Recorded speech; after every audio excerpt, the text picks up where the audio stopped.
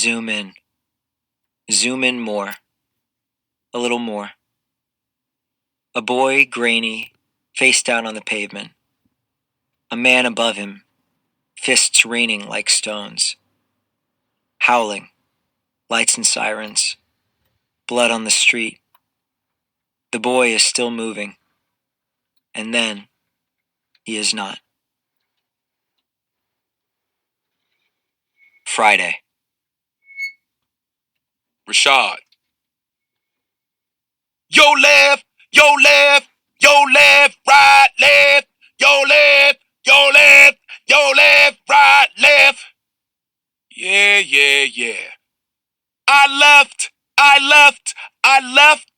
left that whack school and that even more whack ROTC drill team because it was Friday, which to me and basically every other person on earth meant it was time to party. Okay, maybe not everybody on earth. I'm sure there was a monk somewhere on a mountain who might have been thinking of something else, but I wasn't no monk. Thank God.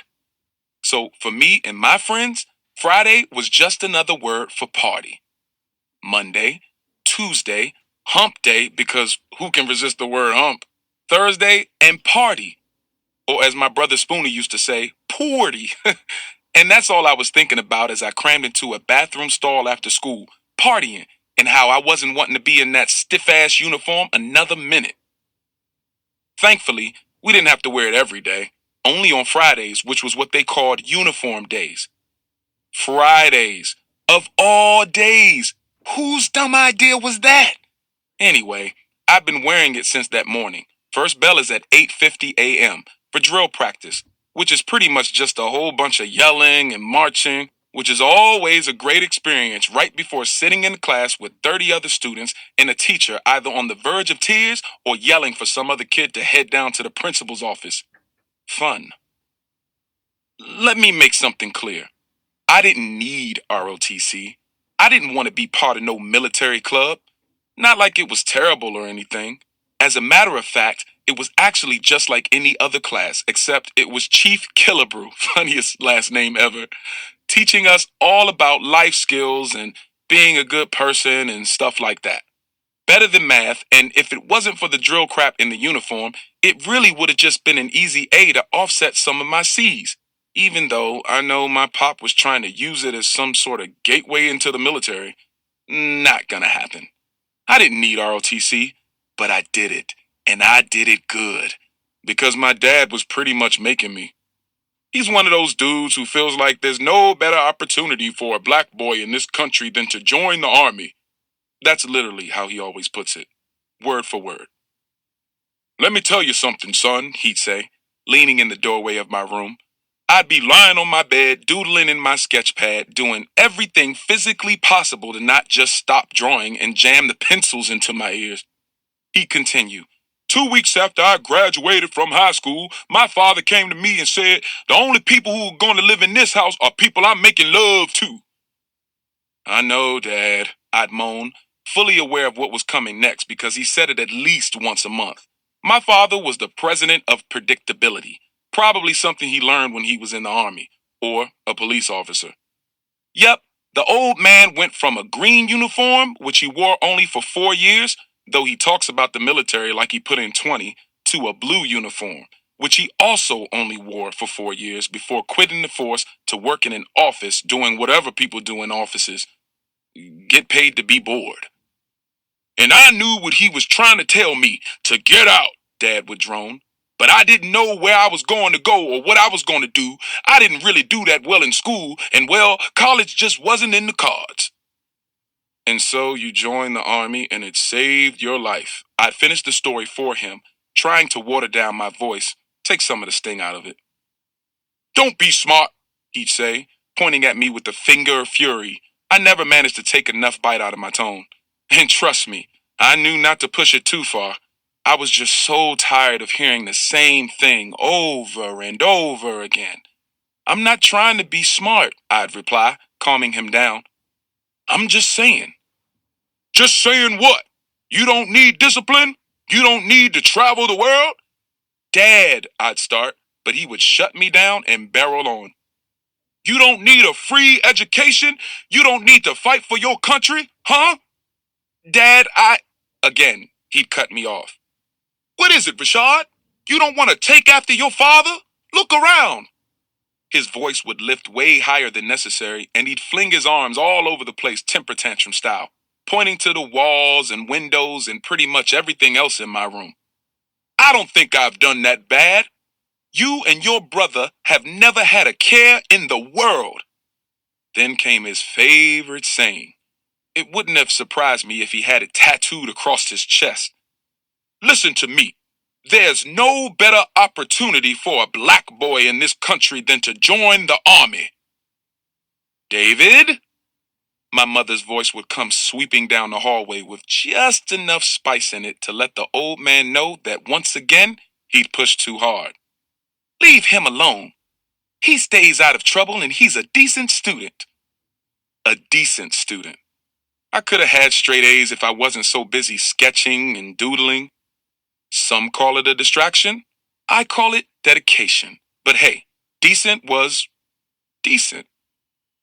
Then my father's face would soften, made mush by my mother's tone. Look, can you just try it for me, Rashad? Just in high school. That's all I ask. I begged your brother to do it, and he needed it even more than you do. But he wouldn't listen, and now he's stuck working down at UPS. The way he said it was as if the lack of ROTC had a direct connection to why my older brother worked at UPS. As if only green and blue uniforms were okay, but brown ones meant failure. That's a good job. The boy takes care of himself, and him and his girlfriend have their own apartment. Plus, he's got all that volunteer work he does with the boys at the rec center, so Spoon is fine, my mother argued.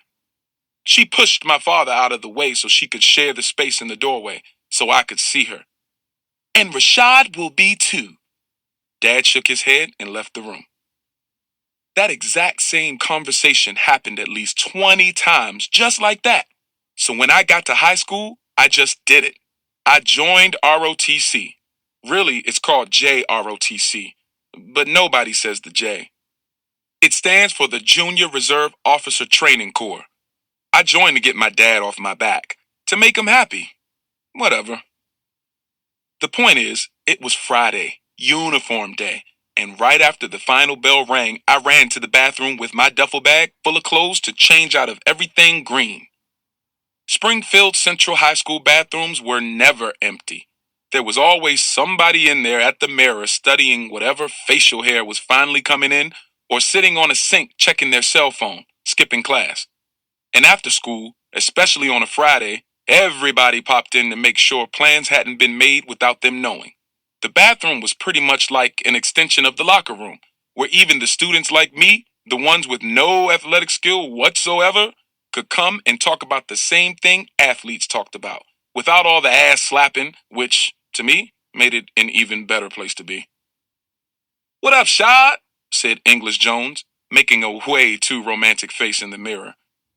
Model face to the left, model face to the right.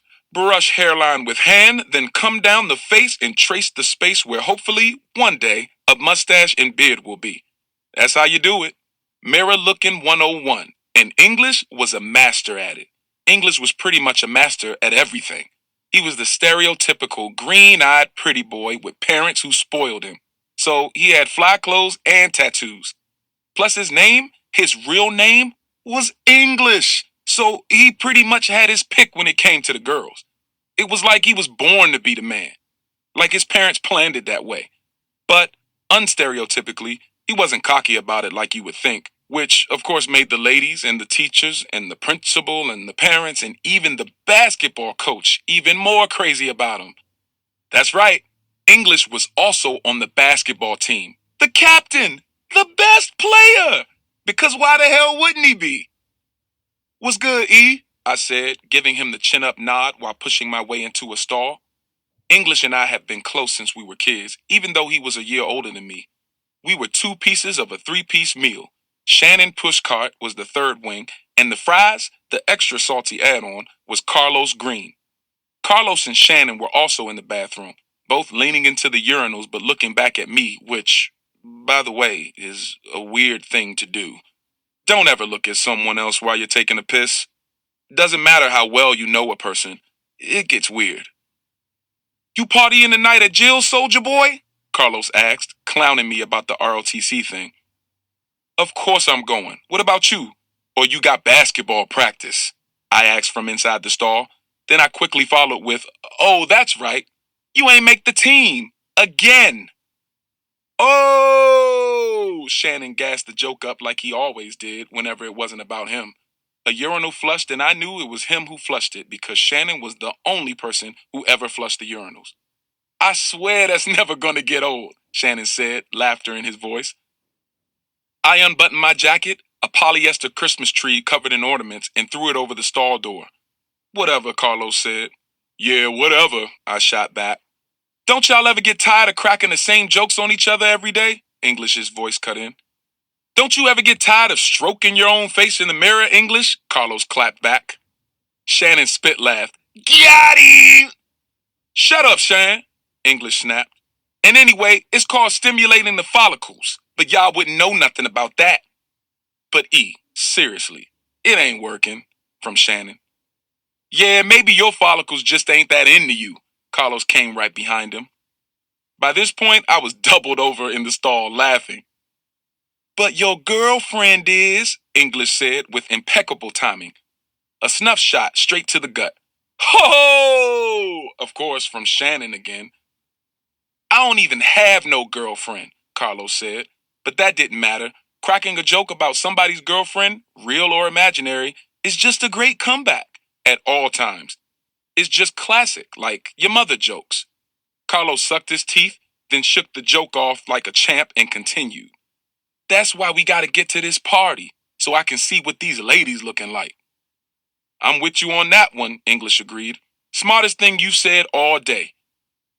Off went the greenish blue short sleeved button up shirt, which I also flung across the top of the door. Exactly. That's what I'm talking about, Shannon said, way too eager. See what these ladies looking like. He mimicked Carlos, the slightest bit of sarcasm still in his voice. If I picked up on it, I knew Carlos did too. I can't tell you what they'll be looking like, but I can tell you who they won't be looking at. You, Carlos razzed, still on get back from Shannon being slick and for laughing at my basketball crap. It had been at least 3 minutes since I made that joke, and he was still holding on to it. So petty. Shut up, Los. Everybody in here know I got more game than you in every way, Shannon replied, totally serious. I kicked my foot up onto the toilet to untie my patent leather shoes. Just so you know, patent leather shoes should only be for men who are getting married. Nothing about patent leather says war. Argue about all this at the party. Just make sure y'all there. It's supposed to be live, English said, the sound of his footsteps moving toward the door. He and Shannon didn't have mandatory basketball practice like usual, but were still going to the gym to shoot around because, well, that's what they did every day. For those guys, especially English, basketball was life. English knocked on my stall twice. Look for me when you get there, dude. Bet. Later, Shad, from Shannon. All right, Shad, hit me when you're on your way over, Carlos called as the door closed behind them. Carlos grew up right down the street from me and, like English, was a senior and therefore could drive, and therefore, again, was always my ride to the party. We smoked him with the jokes all the time because he tried out for the basketball team every single year and got cut every single year because he just wasn't very good. But if you asked him, he was the nicest dude to ever touch a ball. What he actually was good at, though, was art, which is also why he and I got along. He wasn't into drawing or painting, at least not in the traditional sense. He was into graffiti. A writer. His tag was lost. And they were all over the school and our neighborhood, and even the east side. Whenever we were heading to a party, for him, it was just another opportunity to speed around the city in his clunker, the backseat covered in paint markers and spray cans, while he pointed out some of his masterpieces. Really, they were more like our masterpieces, because I was the one who gave him some of the concepts for where and how to write his tag. For instance, on the side of the neighborhood bank, I told him he should bomb it in money green block letters, and on the door of the homeless shelter, I suggested gold regal letters. and on the backboard of a basketball hoop at the West Side Court, I suggested he write it in gang script. I never had the heart to do any actual tagging. I mentioned how my father was, right? Right. Plus, Carlos was a pro at it. He knew how to control the nozzle and minimize the drip to get clean tags. Like, perfect. I never really told him, just because that wasn't something we did. But I loved them. All of them. When I walked out of that stall a few minutes later, I was a different person. It was like the reverse of Clark Kent running into the phone booth and becoming Superman, and instead was like Superman running into the booth and becoming a hopefully much cooler Clark Kent. Even though I guess Superman might have been more comfortable in the cape and tight ass red underwear than an ROTC uniform, but not me. No cape, and for the record, no tight ass red underwear. I stepped out as regular Rashad Butler. T-shirt, sneakers that I had to perform a quick spit clean on, and jeans that I pulled up, then sagged down just low enough to complete the look. My brother had given me this sweet leather jacket that he had outgrown, so I threw that on and bam! I was ready for whatever Friday had in store for me. Hopefully, a little rubber dub on Tiffany Watts, the baddest girl in the 11th grade. At least to me. Carlos always said she looked like a cartoon character. Like he could ever get her. A cartoon character? Really? Please. A cartoon character from my dreams. But before I could get to Jill's and get all up on Tiffany, I had a few stops to make. It was still early, and I had a couple bucks, so I could get me some chips and a pack of gum to kill the chip breath. Can't get girls with the dragon in your mouth. But other than that, I was flat broke, and it was never cool to party without cash, just because you always had to have something for the pizza spot. Mother's Pizza, which everyone went to either after the party was over or when the party got shut down early, which happened most of the time. Plus, you had to have money to chip in for whoever's gas tank was going to be getting you to and from the party, like, for instance, Carlos. So I caught a bus over to the west side to first pick up my snacks, then meet Spoonie at UPS, just a few blocks from home, so he could spot me at 20. The bus took forever, like it always did on Fridays. Forever. So at 4th Street, I got off and walked the last few blocks toward Jerry's Corner Mart, the day darkening around me. Crazy how early it gets dark in the fall. Jerry's was pretty much the everything store. They sold it all. Incense, bomber jackets, beanies, snacks, beer, umbrellas, and whatever else you needed. It was named after some dude named Jerry, even though nobody named Jerry ever worked there. Jerry was probably some rich old white dude chilling on the east side, doing his thing with some young supermodel with fake everything on a mattress made of real money. Lotto ticket money. Cheap 40-ounce money. Bootleg DVD money. My money. I pushed the door to Jerry's open. It chimed like it always did, and the guy behind the counter looked up like he always did, then stepped out from behind the counter like he always did. "What's up, man?" I said. He nodded suspiciously, like he always did. There were only two other people in the store, a policeman and one other customer back by the beer fridge. The cop wasn't a security guard, the weaponless kind with the iron-on badges, the kind my dad tried to get my brother to apply for because they paid decent money. Nah, this cop was a cop. A real cop. And that wasn't weird because Jerry's was pretty much known for being an easy come up for a lot of people. You walk in, grab what you want, and walk out. No money spent. But I never stole nothing from anywhere. Again, too scared of what my pops would do to me. Knowing him, he'd probably send me right to military school or some kind of boot camp, like scared straight. He'd probably say something to my mother about how my problem is that I need more push-ups in my life. Luckily, I'm just not the stealing type. But I know a lot of people who are, and there was no better playground for a thief than Jerry's. I guess, though, after a string of hits, Jerry, whoever he is, finally decided to keep a cop on deck. I bopped down the magazine aisle toward the back of the store where the chips were, right by the drinks. Grab your chips, then turn around and hit the fridge for a soda or a beer. Boom! I looked at the chip selection. Like I said, Jerry's had everything. All the stank breath flavors. Barbecue, sour cream and onion, salt and vinegar, cheddar ranch, flaming hot. And I tried to figure out which would be the one that could be most easily beaten by a stick of gum. But plain wasn't an option. Seriously, who eats plain chips? While I was trying to figure this out, decisions, the other person in the store, a white lady who looked like she left her office job early, navy blue skirt, matching blazer, white sneakers, seemed to be dealing with the same dilemma, but with the beer right behind me. And I couldn't blame her. Jerry's had every kind of beer you could think of. At least, it seemed that way to me. I didn't really pay her too much mind, though. I figured she was just somebody who probably had a long week at work and wanted to crack a cold brew to get her weekend started. My mother did that sometimes. She'd pop the cap off a beer and pour it into a wine glass so she could feel better about all the burping, as if there's a classy way to belch. This lady looked like the type who would do something like that. The type of lady who would treat herself to a beer and nachos when her kids were gone to their fathers for the weekend. Now here's what happened. Pay attention. I finally picked out my bag of chips, barbecue, tasty and easily beatable by mint. That settled, I reached in my back pocket for my cell phone to let Spoonie know I was on my way. Damn! Left it in my ROTC uniform. So I set my duffel bag on the floor, squatted down to unzip it, the bag of chips tucked under my arm.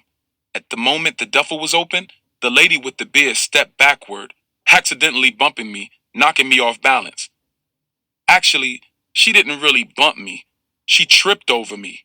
I thrust one hand down on the floor to save myself from a nasty faceplant, sending the bag of chips up the aisle while she toppled over, slowly, trying to catch her balance, but failing and falling half on me and half on the floor. The bottle she was holding shattered, sudsy beer splattering everywhere. "Oh my God, I'm so sorry," the lady cried. And before I could get myself together and tell her that it was okay and that I was okay, and to make sure she was okay, the guy who worked at Jerry's, who everyone knew wasn't Jerry, shouted, "Hey!" making it clear things were not okay.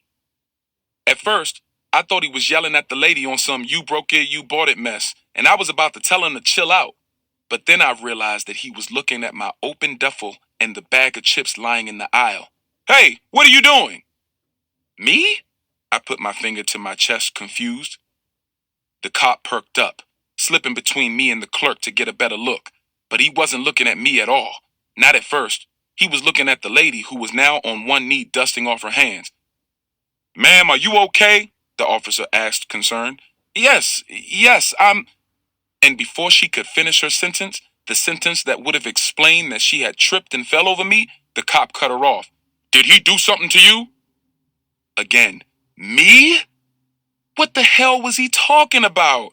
I zipped my duffel bag halfway because I knew that I would have to leave the store very soon. No, The lady was now standing, clearly perplexed by the question. "Yeah, he was trying to steal those chips," the clerk interrupted, shouting over the cop's shoulder. Then, fixing his scowl back on me, he said, "Isn't that right? Isn't that what you were trying to do? Isn't that what you put in your bag?"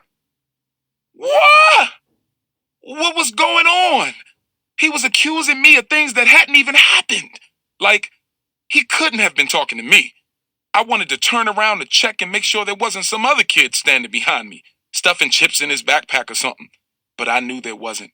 I knew this asshole was talking to, at, about me. It felt like some kind of bad prank. "In my bag?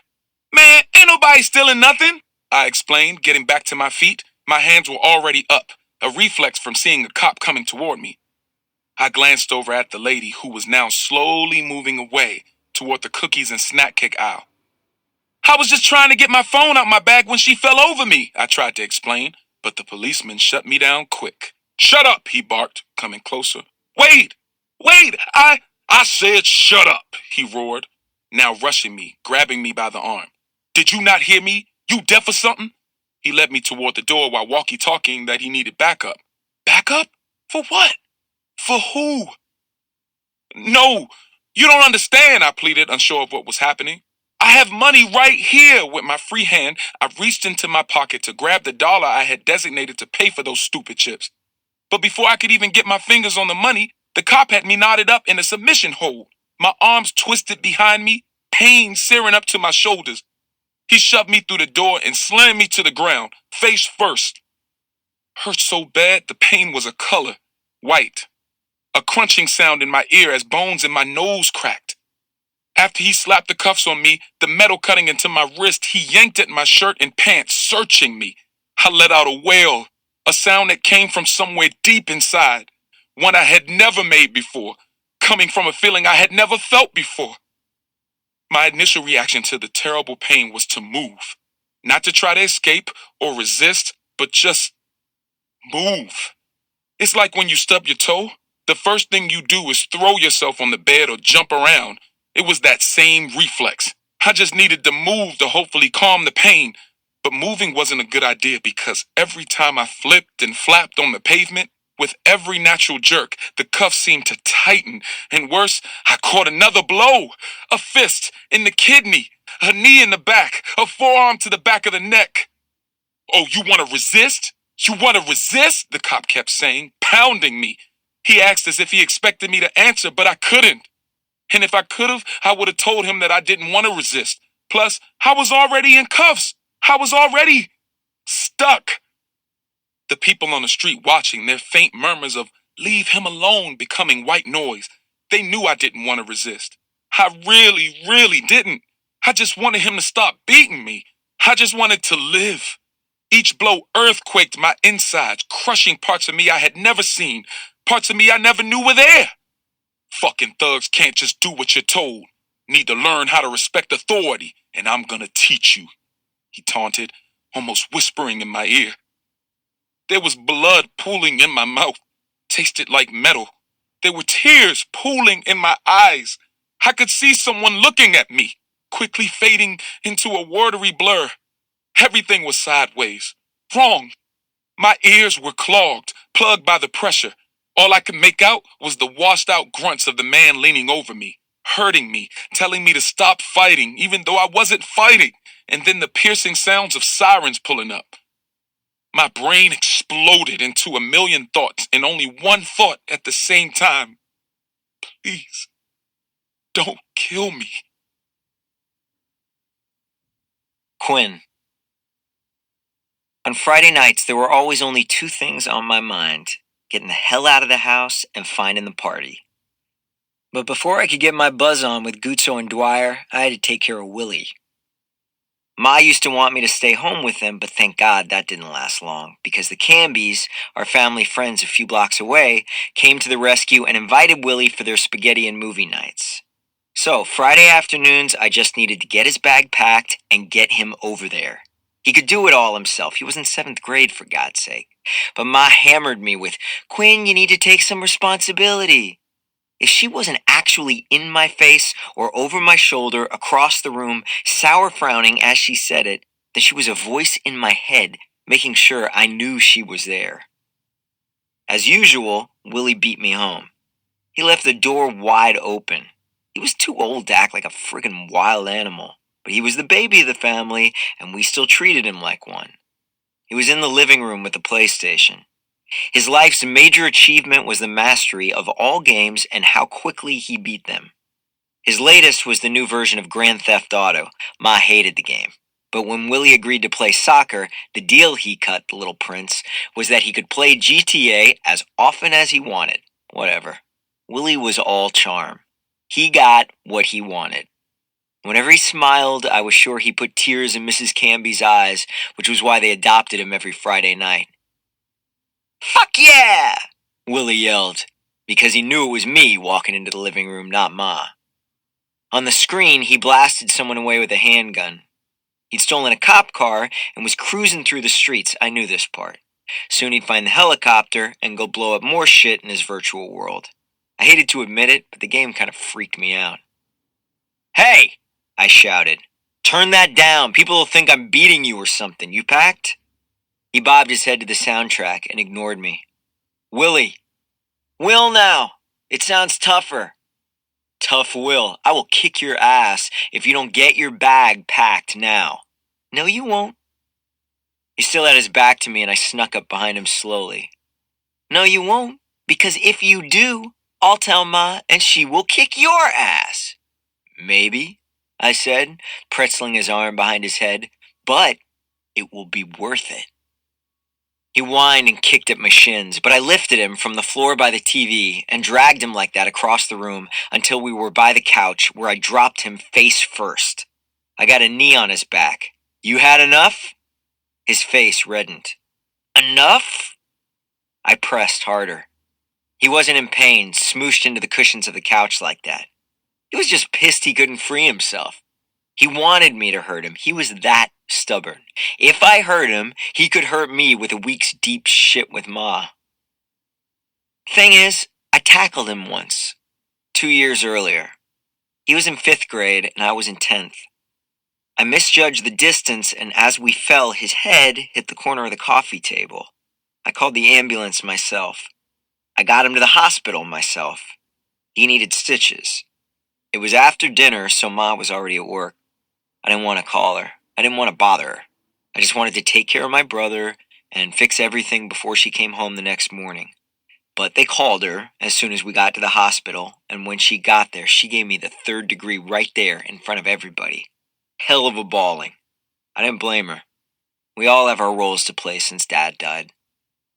Plus, now it was a story Willie'd bring up at the kitchen table if he wanted to get out of what I told him he needed to do. For example, eat your green beans. Why? You have to. It's healthy. What if I don't? You gonna smash my face again? You're not my dad. No, I wasn't a stand-in for Dad. Nobody could be that. When the IED got him in Afghanistan, he became an instant saint in Springfield. I wasn't him. I'd never be him. But I was still supposed to try. That was my role, the dutiful son, the all-American boy with an all-American 15-foot dead-eye jump shot and an all-American 3.5 GPA. But sometimes trying to get Willie ready and out the door was an all-American pain in the ass. I got my knee off his back and lifted him from the couch. Come on, Will, I said. Please, I gotta get going. Get your bag packed. We made a big production of catching his breath and calming down, and then he stomped off to our room. As soon as I heard him banging drawers and looking for his uniform for a soccer game, I went to the kitchen for my own bit of packing.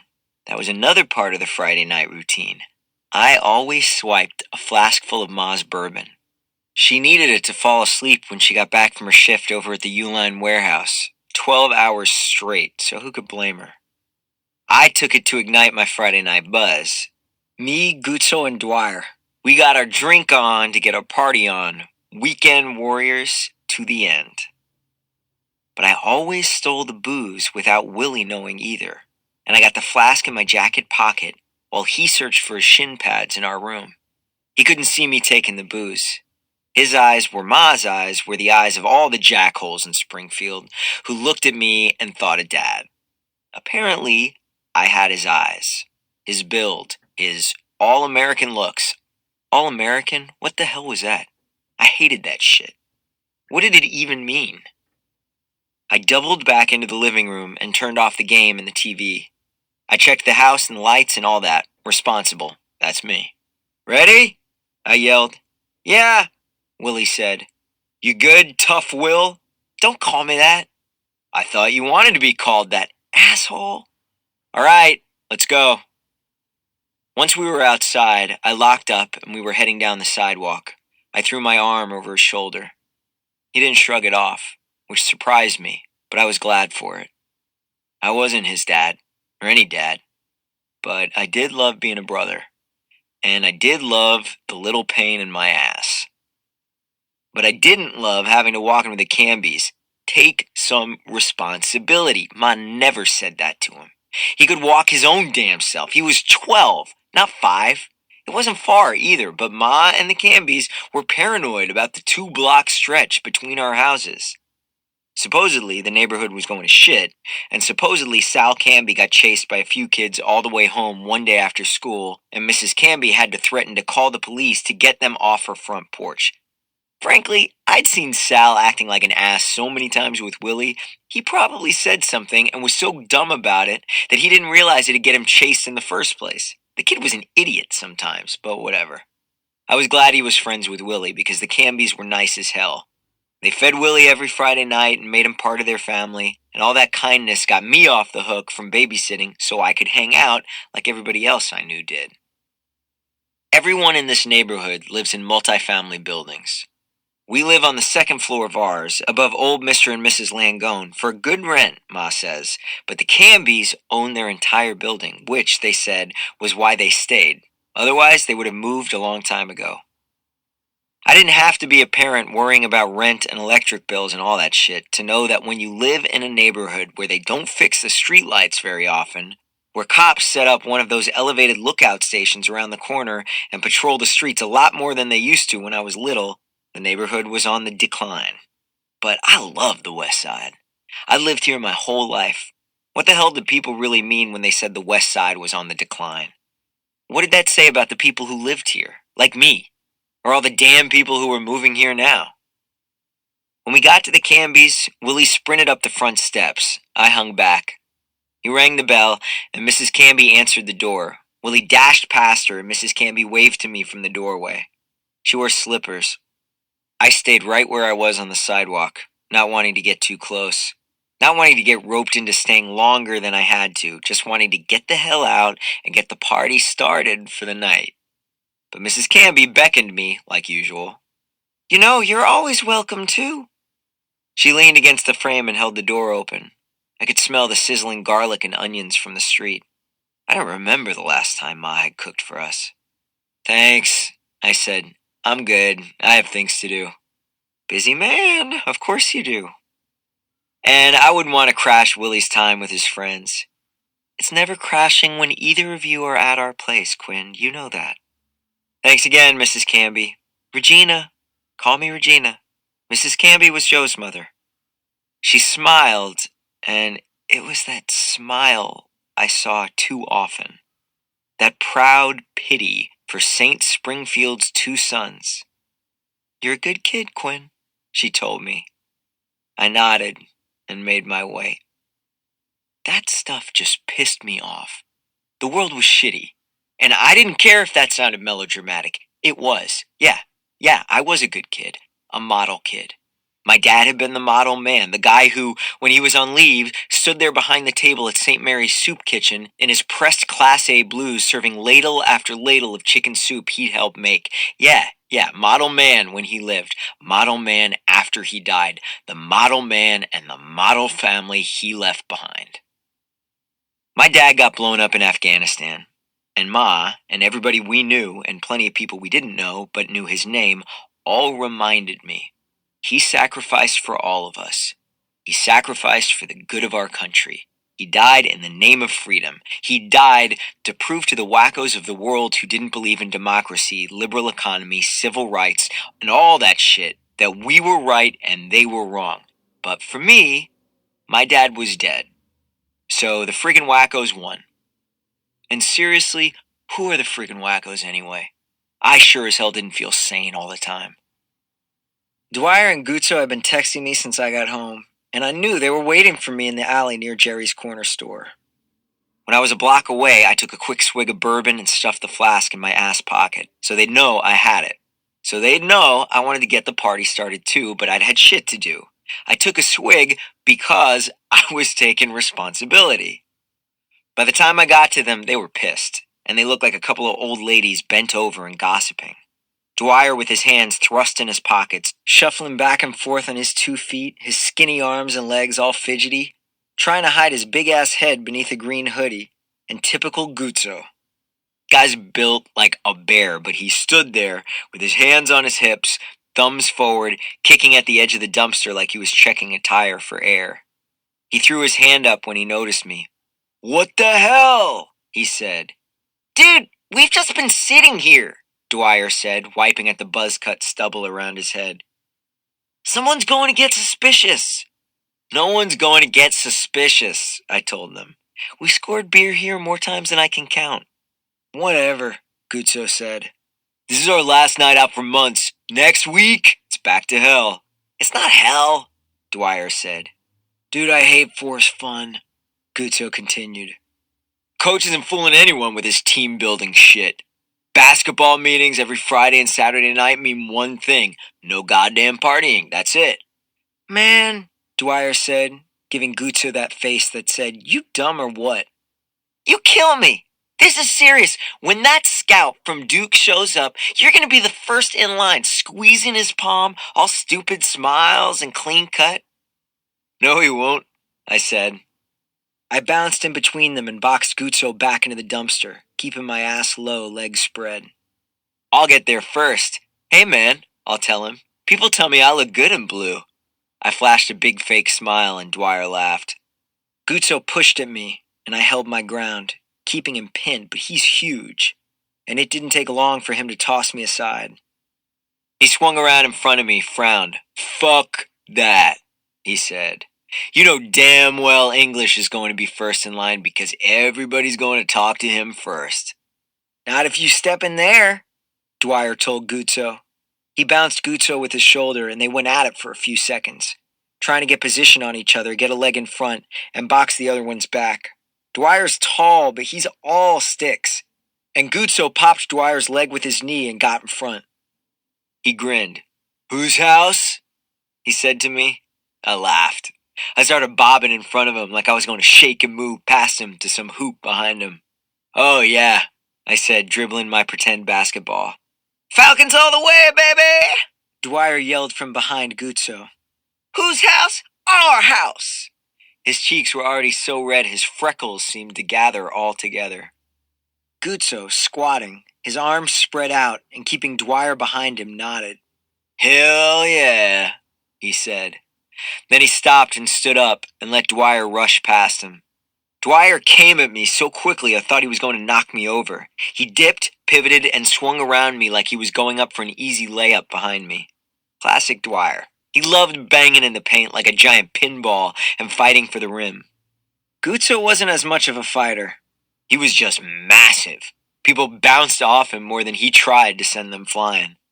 Still, we laughed, but it was because it was all we thought about. It was all everybody was thinking about. It was mid-November. State rankings came out in 2 weeks. If we were number one, it was only going to get harder. "Listen," I said, "if this is our last big night, let's make it worth it." "That's what I'm talking about," Gutso said, slapping my hand in the air. He pulled a short key on a ring from his pocket and held it in the air like a cartoon superhero. "Shotgun, baby!" he yelled. He was so loud. Dwyer looked around to see if anybody was watching us from the top of the alley. "Seriously," Gutso continued. "How much are we going to get? I'm shotgunning like 10 beers tonight."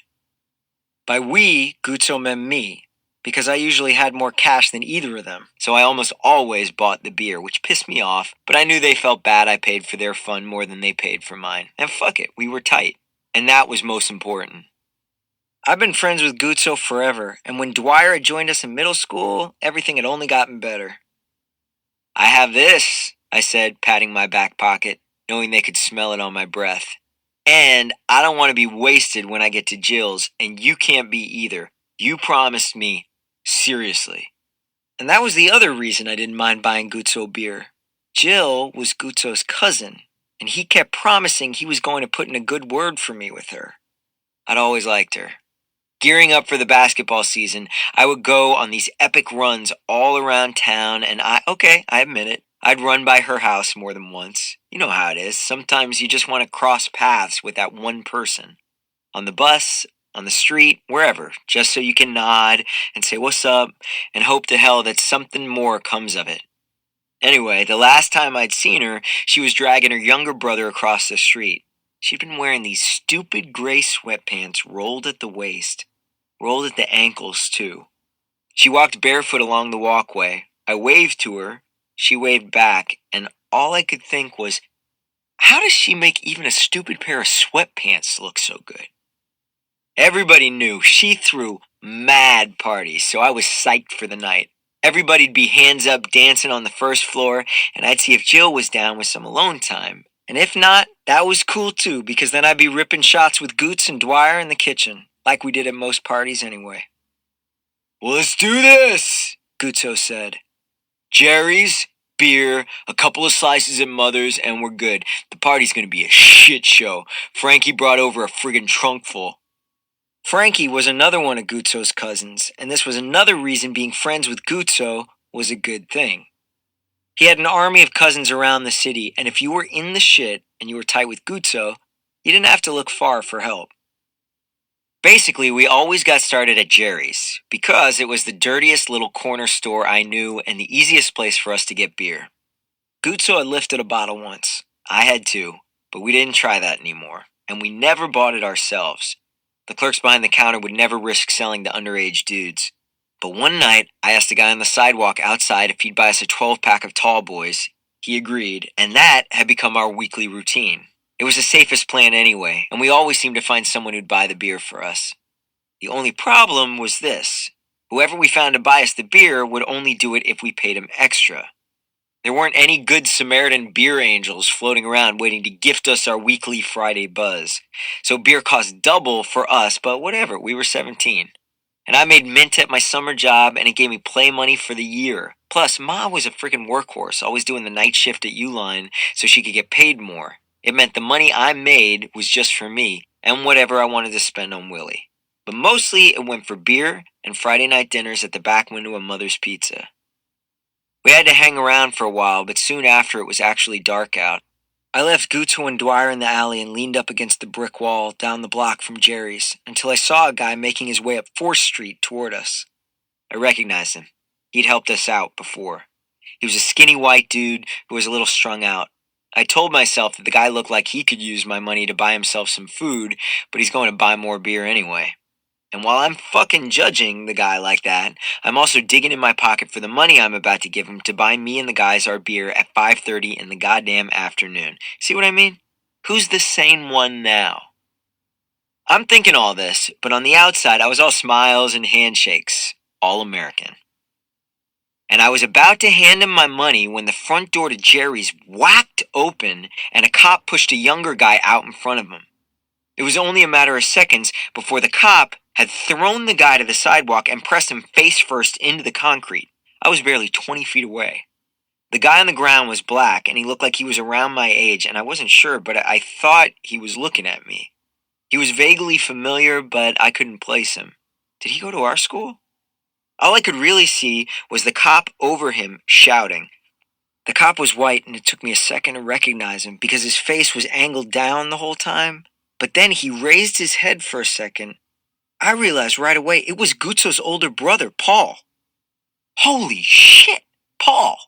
Paul was hitting the other guy again and again, smashing his face into the sidewalk. The blood kept coming. I wanted to move. My gut wanted me to rush to help Paul, but I knew enough to know that you stayed out of police business. Plus, Paul didn't need my help because he was pummeling the guy. So I just stood there, sort of frozen, just watching, transfixed. With one knee and a forearm pinning the guy beneath him, Paul bent low and said something into the guy's ear. I couldn't look away. I didn't even want to. I didn't know what the hell was going on, and my own pulse jackhammered through me. I heard sirens coming up the street, and I swear I would have stayed staring if it hadn't been for the cop car that pulled up onto the sidewalk between us. When car doors swung open, I turned and ducked back down the alley to find Gutso and Dwyer. They were waiting near the back, and I ran toward them. "Oh, shit," Gutso said. Another cop car raced past the entrance to the alley behind me. "Oh, shit," Gutso said again. "We have to get out of here, now," I hissed. "What the hell happened?" Gutso asked. I looked up at the chain-link fence behind us. It was higher than a basketball rim, maybe 15 feet, but climbable. On the other side were the tracks to the commuter rail. "Dude," I said, putting my hands on the fence, "it's your brother. He busted some guy in the store. It's fucking ugly, and we need to get the hell out of here. Now!" I started to climb. "The tracks?" Dwyer asked. "Are you crazy?" When I got to the top, I looked both ways. No trains. Still, it was probably a high traffic time, so that wouldn't last for long. I dropped one leg on the other side of the fence, swung myself over, and began to climb down. "What the fuck, man?" Gutso shouted. No one saw me, I said when I hit the ground. "If we get out of here right now, maybe nobody will, and we can all just pretend like we weren't here, like it didn't happen." "What happened?" Gutso asked, one hand on the fence, but hesitating. "Is Paul okay?" "Yeah, man," I said, but he just beat the piss out of some kid on the sidewalk, and we don't want to be around to have to answer any questions. It was fucking ugly. Now get over here before a train comes. They hauled ass over the fence, and we ran along the pebble embankment of the railway until we came to the 4th Street Bridge, and then we slid down the embankment to the fence along 4th Street and climbed over that one. I heard a whistle in the distance, but we all made it over and away from the tracks in plenty of time. "Paul," Guzzo said again, his voice cracking. "It was bad," I admitted. "What the hell do you think the kid did?" Guzzo asked. "I don't know," I said. "But whatever he did, your brother just put him in the hospital for it." "You know what?" Dwyer said. "Let's just get a slice and chill, seriously." It was a good plan, but when we got there, I couldn't stop thinking about what I had seen. I swear I thought about the guy on the ground, but mostly I thought about Paul, because Paul was Guzzo's older brother, and after my own father died, Paul had basically been my older brother too. And I couldn't shake that look of rage I'd seen on the face of a man I knew and thought of as family. Saturday. Rashad. Custody. That's the one word I kept hearing over and over again as I drifted in and out of a painkiller coma, which, by the way, might have been the best sleep I'd had in I don't even know how long. And that's with a broken nose and a few fractured ribs. Custody. They brought me into the hospital, handcuffs still on, blood still pouring from my nose like a faucet with rusty pipes. My head pounding. Every breath hurt. My jacket, the one my brother gave me, now torn. Custody. The doctor sent me through x-rays, administered pain drugs, fiddled with my nose until it was set back in its original place, even though they made sure to tell me that it would never look the same, that it would always look broken, but once it healed I would at least be able to breathe normally. They applied ice packs to my ribs, which were super uncomfortable because after a while the cold makes your skin feel like it's burning, but after that it all goes numb. Custody. A police officer, not the one who did this to me, but a different one, the one who fingerprinted me, stood outside the hospital room on guard, making sure I didn't run, as if I could, as if I were a real criminal, as if I were a criminal at all. He stood watch at the door until my parents arrived. Custody. The police officer explained to my folks that I had been caught stealing. Not only that, but that I had also been charged with resisting arrest and public nuisance. There was no point trying to explain. I could barely breathe. I could barely keep my eyes open. The officer read the citations and explained that even though they were all misdemeanors, I had been processed and would still have to appear in court. Then, because I'm a minor, my folks had to fill out paperwork so that I could be signed over and returned to their custody. After that, the police officer left. The next morning, when I woke up from it all, there was my mother, sitting in a chair on the other side of my hospital room, staring out the window. "Ma," I said, instantly wincing. I could feel the gauze taped to my face, to my nose. It's that same tight feeling my skin gets after swimming, after the chlorine has turned me into cardboard. I cleared my throat and called out for her again. She whipped toward me, sprang from the chair, and dashed over to my bedside as if I was about to deliver my last words. "Rashad," she said, her voice full of all the motherly stuff, worry and love and hope and fear. "Oh, baby," she repeated, rubbing her hand on my forehead gently, her voice cracking. "How are you feeling?" The truth was, I was feeling two ways. Physically, I obviously didn't feel great, that's for sure. But not terrible. Not like I thought I'd feel. But maybe that was the drugs doing their thing. I did feel some soreness, though. My breathing was weird and uncomfortable. Every breath felt like 100 tiny needles sticking me in the chest. And that was breathing through my mouth. Breathing through my nose wasn't an option. Not yet, at least. But I was okay. Hell, I was alive. And so the other stuff? Well, the alternative was way worse. The other way I was feeling was just confused. I mean, I hadn't done anything. Nothing at all. So why was I hooked up to all these machines lying in this uncomfortable bed? Why was I arrested? Why was my mother waiting there for me to wake up? Dried tears crusted on her face, prayer on her breath? I'm okay, I said. She sat on the side of the bed. Listen, I need you to tell me what happened, Rashad. And I need you to be honest with me, okay? But before I could answer, my father came into the room making a not so grand entrance. He had 2 cups of coffee, and even though one was for my mother, my dad's face looked like he could have used them both, and maybe a third.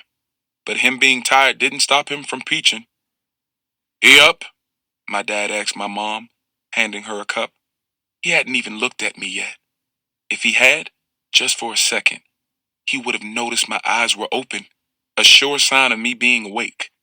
My mother nodded, almost as if she were giving him the green light to acknowledge me. "Rashad?" He said my name the same way he said it every other day when he was waking me up for school, as if nothing was wrong, as if he wasn't broken up by the sight of me lying in bed, black and blue, and taped, and bandaged, and tubed, and connected to machines monitoring whether or not I was actually still breathing. I grunted. "Help me out here, son," he said in his normal voice, which was his asshole voice. "I need to know what the hell you were thinking shoplifting. Shoplifting? And from Jerry's of all places?" Dad had that disappointed look on his face, the same face he used to give me before I joined ROTC, the same face he made whenever he talked about Spoonie. "I didn't steal nothing," I said, suddenly feeling too tired to explain, even though I just woke up. "Well then, why did the cops say you did?" Dad replied, narrowing his eyes and taking a sip of his coffee, a slurp. "I don't know." "You don't know?" Dad scoffed. "Really, Rashad, you don't know?" I felt a cough coming on and did everything I could to pinch it back, knowing that if I let it out, my entire body would feel like it was being hit by a million tiny hammers on the inside. I managed to get it down to a single closed-mouth grunt, and guess what? It didn't matter. Every bone still seemed to tremble, and my head suddenly felt full of helium. "No, I don't know," I repeated after getting through the cough. "Look, baby, just tell us what happened," my mother said, calming my father down as usual. "From the beginning." I started the story, but didn't get very far before the nurse came in, interrupting everything with breakfast. "Good morning," she said in a sing-songy way after a light knock on the door. My mother greeted her pleasantly. My father forced a hello. "Got you some oatmeal and some orange juice and a little bit of fruit cocktail." The nurse set the food on the tray by my bed. "Is everything else okay?" "What's your name, hun?" my mother asked. "Clarissa." "Clarissa, everything is fine, thank you," Ma said. "But do you think we can raise the back of the bed up just a little so he's not lying so flat?" "Of course," Clarissa said, sliding the tray away and coming to my side. She pulled out a remote that was wedged between the mattress and the frame. With the push of a button, the bed started to reposition, which meant my body started to reposition, which meant, ouch! "Is that good?" Clarissa asked. I just nodded, which was hard to do because now my chin was smashed into my chest. I had literally been folded up. She moved the food tray back so that it was close enough for me to reach, and after telling us that the doctor would be in shortly, she left, and my mother helped me situate myself on the bed so that I could look and feel normal as possible, normal enough for my father to get back to business. "So walk me through this, son. You got to the store." I got to the store just to get gum and chips. I picked the bag of chips I wanted, and then I bent down and dug in my bag to try to get my phone so I could call Spoonie. This lady didn't see me squatting behind her and tripped over me. Then I lost my balance and the bag of chips went flying. The cop assumed I had done something to the lady, which I didn't. The dude who works the register looks up and thinks I'm trying to put the chips in my bag, but I wasn't. Then the cop rushed me and yoked me up all crazy. I paused, then added, "And that's it." My mother sat quietly, and my father paced back and forth from the door to the window. Ma was clearly horrified. But Dad, he had on that, "Son, you aren't telling me everything" look. It was clear that to him, I had to have done something wrong to bring this on. "Were your pants sagging?" Dad interrogated, now back over by the door. "Were my pants sagging?" I repeated, shocked by the question. "What does that have to do with anything?" "Oh, it matters. If it walks like a duck and it talks like a duck," my mother glared at him. "David, this is your son we're talking about. The boy's never even been suspended." "But they don't know that," Dad said. "What they see is what he presents, and it sounds like he presented himself as just another what?" Ma cut in again, this time her voice spiking to that "don't start" level. Dad swallowed the rest of his statement. "Well, they said you resisted arrest," he continued in another direction. "If you didn't do anything wrong, why would you resist arrest?" His voice began to rise. "And how many times have I told you and Spoonie, I mean, since y'all were young, we've been going over this. Never fight back. Never talk back. Keep your hands up. Keep your mouth shut. Just do what they ask you to do and you'll be fine." That was another one of those way too familiar songs Spoonie and I were forced to sing when we were kids. Every time Dad said it, it was always the same. Just like the army talk. But this one was even worse because it had a rhythm to it, like a poem or a chant. Never fight back. Never talk back. Keep your hands up. Keep your mouth shut. Just do what they ask you to do and you'll be fine. I know, and I did all that," I said, running through the scenario in my head again. "I didn't fight back. I couldn't. And I didn't say jack besides trying to explain that I hadn't done nothing wrong. But before I could even get a word out, he was all over me." "You couldn't have," Dad said, matter of fact. He looked at me as if he didn't know me and shook his head, as if he was disappointed, as if I asked for this. That really pissed me off. That really got me going because I was being blamed for something I didn't do, not just by that stupid store clerk and that asshole cop, but also by my father. A burning sensation rose in my chest and stomach, the fractured ribs sizzling. My eyes began to water with frustration. "I did!"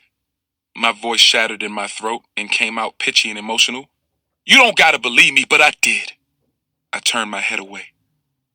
You know who did believe me? My brother Spoonie. He showed up a few minutes later after working an overnight shift at UPS and catching a quick nap. And let me tell you, when he arrived, he was full of fire. First was the obligatory mother hug. Spoonie ran over to our mom and gave her a hug and a kiss on the cheek, made sure she was all right. Then came the, "Dad?" That's all Spoonie said to him. Just an acknowledgement of his presence. It's not that he was beefing with our father or that they didn't get along. I take that back. They really didn't get along. They just couldn't see eye to eye on most things. Dad was all about discipline and believed that if you work hard, good things happen to you no matter what. Of course, part of working hard to him was looking the part, dressing the part, and speaking the part, which Spoonie didn't really vibe with. Spoonie had, I don't know, maybe 8 or 9 locks sprouting from his head like antennae, thick and matted like strips of carpet, but I always thought they looked pretty cool. Dad? Not so much. "They'll think you're doing drugs," he'd say. Spoonie's clothes were always 2 or 3 or 4 sizes too big. That was just his style. That was pretty much his whole generation's style. 90s hip hop, gritty realness. Wu-Tang, Biggie, hoodies, and unlaced boots. "They'll think you're selling drugs," Dad would say. "Why can't you get a haircut? Why can't you dress like a respectable adult? Why can't you set an example for your brother? Huh, son? Why?" And because Spoonie was tired of explaining himself, and Dad was tired of asking him to change, they kept their conversation short and sweet, like Spoonie greeting him, "Dad," head nod, followed by Dad saying, "Spoonie," head nod. And that was that. Spoonie came over to my bed. "Little bruh, you good?" he said, something grape flavored on his breath. "I'm good." "What happened?" I started running the story down and got about halfway through, just up to when the cop pressed me, when Spoonie lost it. "See," he said, looking around to our parents. "See, this is that bullshit. I'm so sick of them treating us like we animals, like we America's disobedient dogs." "Calm down, Spoonie," Ma said, which only made it worse. "Calm down? Calm down?" Spoonie's voice got significantly less calm. "Haven't we been a little too calm? They get to do whatever they want to us, to him, to your son, and we're supposed to just calm down?" He put his hands on his head, flattening his locks, rocking back and forth in that way people do right before they punch a wall. "Spoonie! And he was unarmed!" "Calm down. Do you know the stats? It's something like black people are twice as likely to have no weapons on them when they're killed by cops. Twice as likely. Should I run down the list of people this has happened to? Calm down? Let's paint their names on the walls and watch. There'll be enough to give the entire hospital a fresh new look. Then tell me to calm down. He could have been killed." "But he wasn't," Dad said, deadpan. He seemed totally unimpressed by Spoonie's outburst and probably wrote it off as theatrics. He was always calling Spoonie a rebel without a cause. "But he could have been. For a bag of chips that he was gonna pay for having brown skin and wearing his jeans a certain way. And guess what, Dad? That ROTC uniform was right there in that bag. The bag was open, so that cop probably saw it. But did it matter?" Spoonie's voice fanned, the anger breaking him down. "That's enough," Ma said firmly. Dad and Spoonie glared at each other until finally Dad turned away and looked out the window. Ma just sat on the bed, rubbing my hand, her eyes wet from it all. Spoonie leaned against the wall, and I sat there thinking about what was going to happen to me. I know my father and brother were arguing about what had happened, but all I could think about in that moment was what was going to happen next. Would the charges stick?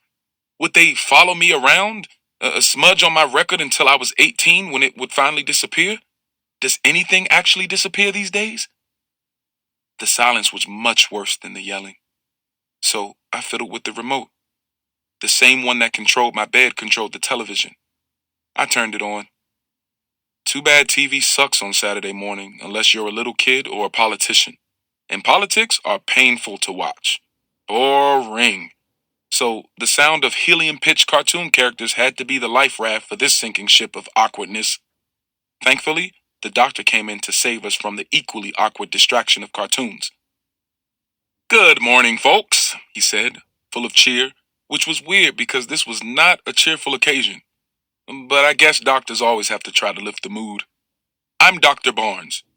"David Butler," my father said, shaking his hand. "Jessica," my mother said, doing the same. "Randolph," Spoonie said, introducing himself with his government name. He got the nickname Spoonie because when he was young, he refused to eat with a fork. He was always scared he'd poke himself in the tongue, so he only ever used spoons. But that's not something you tell a doctor. "And Rashad," the doctor said, pointing at me. I nodded. "Nice to meet all of you.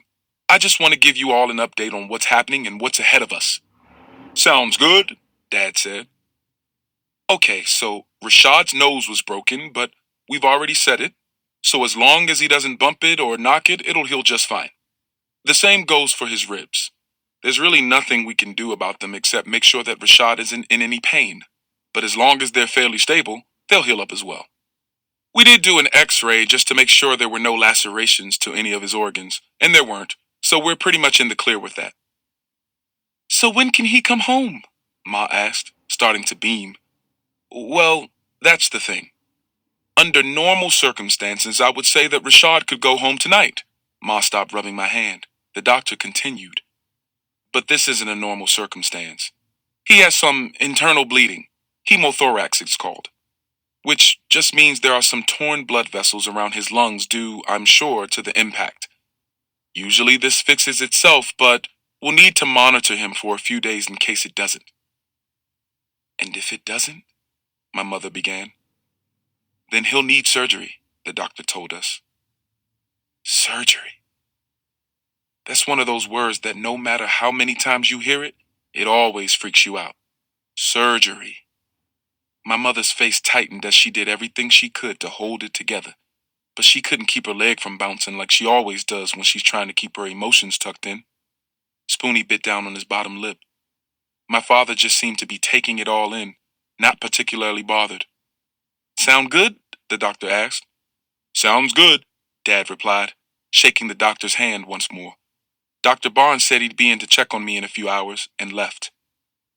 I reached for the remote and turned the channel. I wish there were more interesting things to tell you about the rest of the day, but the truth is that most of it I spent dozing in and out of sleep, while my family sat around watching me doze in and out of sleep. Well, at least Ma and Dad did. Spoonie was in and out of the room, making and taking phone calls, and whenever he was in the room, he was texting. I didn't know who all the texts were going to, but I knew at least some of them were going to his girlfriend, Barry. And funny enough, Barry's little brother was my homeboy, English. English Jones, the athlete, pretty boy, non-asshole who everybody loved. Yep, that guy. So I knew that if Barry knew what happened to me, English knew. And if English knew, Carlos and Shannon knew. And if those two dudes knew, then by Monday, half the school would know. And then I was asleep. And then I was awake again. And Clarissa brought lunch in. I had barely touched breakfast. The oatmeal. Maybe a spoonful or two. It wasn't so bad, but after my father acted like my father, I had pretty much lost my appetite. I offered it to my mother, but she couldn't eat either. Spoonie ate the fruit cocktail and said it reminded him of elementary school. I used to love the grapes, but there was never enough of them, he said, holding the cup up to his face and slurping the fruit out. For lunch, Central Hospital served up its finest turkey club sandwich with vegetable soup.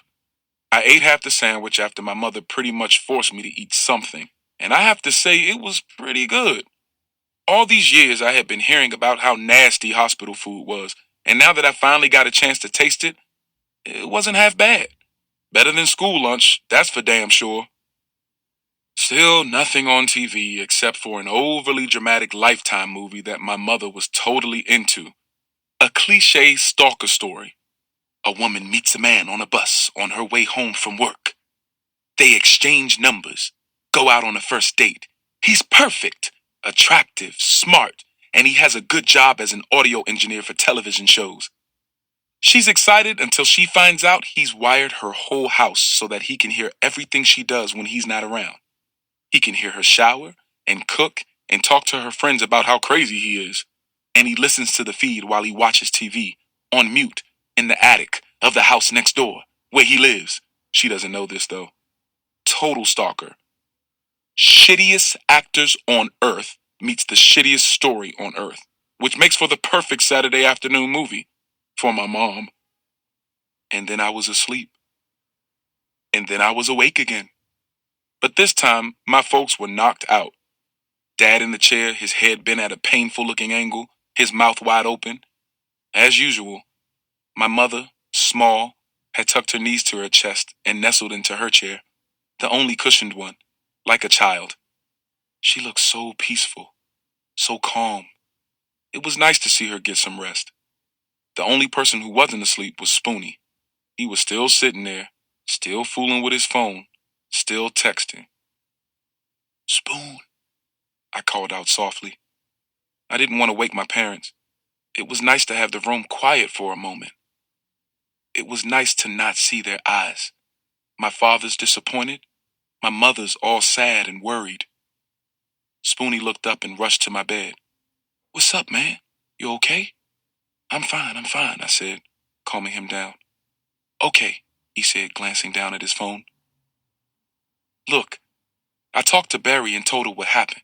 She's been all over the internet, checking to see if anything has been posted. You know, some live footage or something. And? And so far, nothing. But something's gotta pop up. And I don't care what Dad says, this ain't right. He bit down on his bottom lip. It just ain't right. And you know me. You know I'm not gonna sit here and let them sweep this under the rug like this is okay. I know. I gotta admit, there was a part of me that, even though I felt abused, wanted to tell him to let it go. To just let me heal. Let me leave the hospital. Let me go to court. Let me do whatever stupid community service they wanted me to do. And let me get back to normal. I mean, I had seen this happen so many times. Not personally, but on TV, in the news. People getting beaten, and sometimes killed by the cops. And then there's all this fuss about it, only to build up to a big heartbreak when nothing happens. The cops get off, and everybody cries and waits for the next dead kid to do it all over again. That's the way the story goes. A different kind of Lifetime movie. I didn't want all that. Didn't need it. But I knew not to even bother saying it. Not to Spoonie. No point. Because he'd agree that this was normal, and that was the problem. Spoonie had been dealing with this kind of crap for years. He'd never been beaten up, but he'd been stopped on the street several times, questioned by cops, asked to turn his pockets out and lift his shirt up for no reason. He'd been followed around stores and stared at on buses by women who clutched their purses tight enough to poke holes in the leather. He was always a suspect.